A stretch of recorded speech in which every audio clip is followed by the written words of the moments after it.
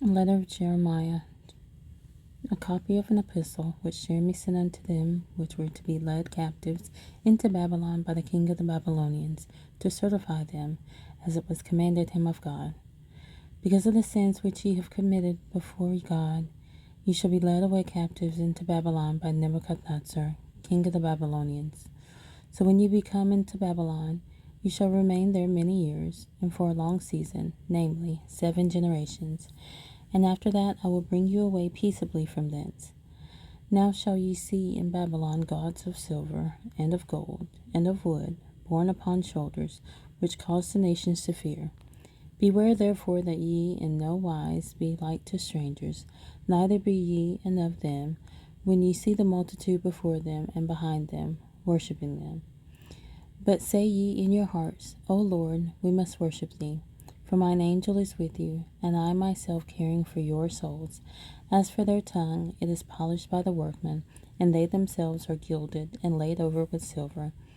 Yet are they but false, and cannot speak. And taking gold, as it were for a virgin that loveth to go gay, they make crowns for the heads of their gods. Sometimes also the priests convey from their gods gold and silver, and bestow it upon themselves. Yea, they will give thereof to the common harlots, and deck them as men with garments, being gods of silver, and gods of gold, and wood. Yet cannot these gods save themselves from rust and moth, though they be covered with purple raiment. They wipe their faces because of the dust of the temple, when there is much upon them. And he that cannot put to death one that offendeth him holdeth a scepter, as though he were a judge of the country. He hath also in his right hand a dagger and an axe, but cannot deliver himself from war and thieves, whereby they are known not to be gods. Therefore fear them not. For like as a vessel that a man useth is nothing worth when it is broken, even so it is with their gods. When they be set up in the temple, their eyes be full of dust through the feet of them that come in. And as the doors are made sure on every side upon them that offended the king, as being committed to suffer death, even so the priests make fast their temples with doors, with locks, and bars, lest their gods be spoiled with robbers. They light them candles, yea, more than for themselves, whereof they cannot see one.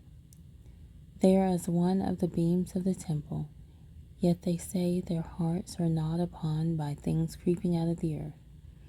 And when they eat them and their clothes, they feel it not. Their faces are blackened through the smoke that cometh out of the temple.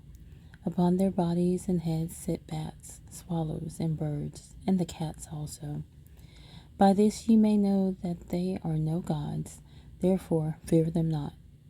Notwithstanding the gold that is about them to make them beautiful, except they wipe off the rust, they will not shine, for neither when they were molten did they feel it. The things therein wherein there is no breath are bought for a most high price. They are borne upon shoulders, having no feet, whereby they declare unto men that they be nothing worth. They also that serve them are ashamed. For if they fall to the ground at any time, they cannot rise up again of themselves. Neither, if one sets them upright, can they move of themselves. Neither, if they be bowed down, can they make themselves straight. But they set gifts before them as unto dead men. As for the things that are sacrificed unto them, their priests sell and abuse. In like manner their wives lay up part thereof in salt. But unto the poor and impotent they give nothing of it. Minstrous women and women in childbed eat their sacrifices. By these things ye may know that they are no gods. Fear them not. For how can they be called gods? Because women set meat before the gods of silver, gold, and wood.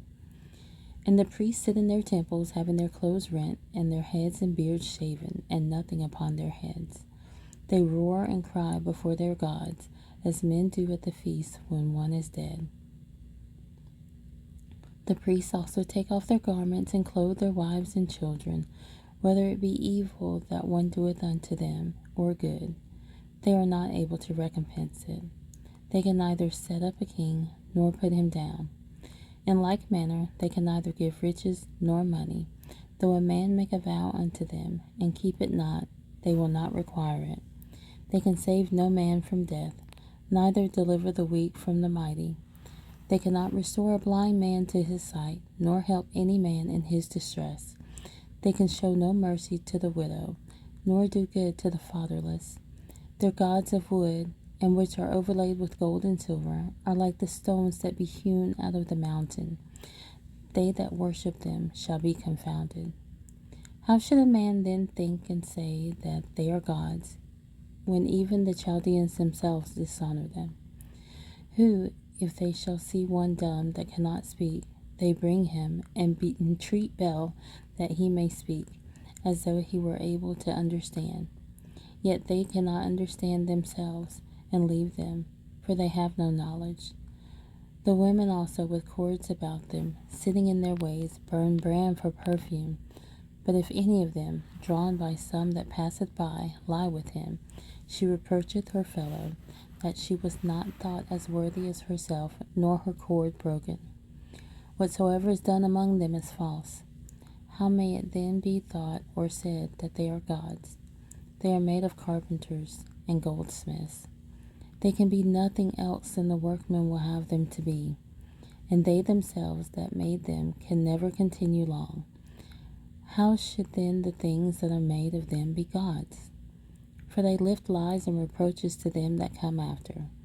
For when there cometh any war or plague upon them, the priests consult with themselves, where they may be hidden with them.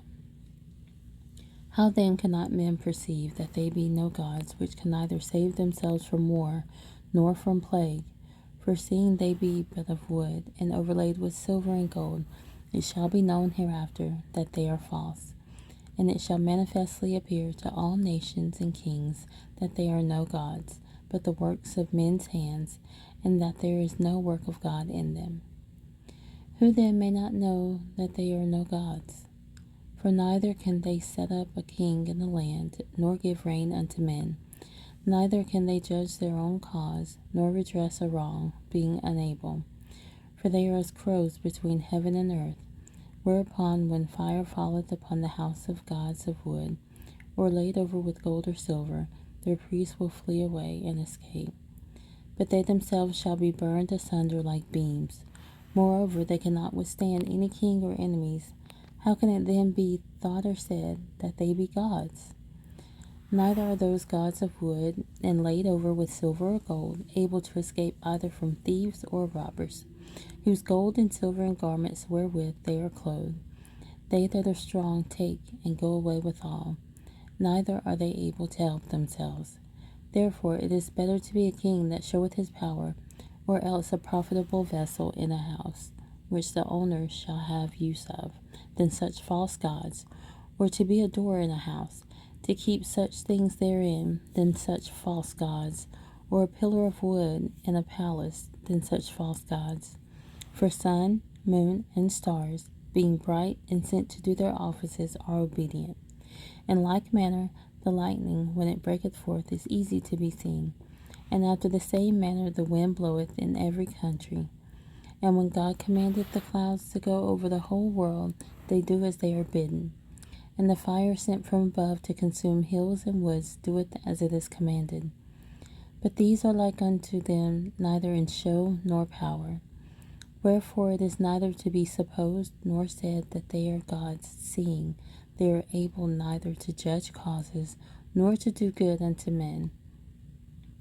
Knowing therefore that they are no gods, fear them not, for they can neither curse nor bless kings, neither can they show signs in the heavens among the heathen, nor shine as the sun, nor give light as the moon.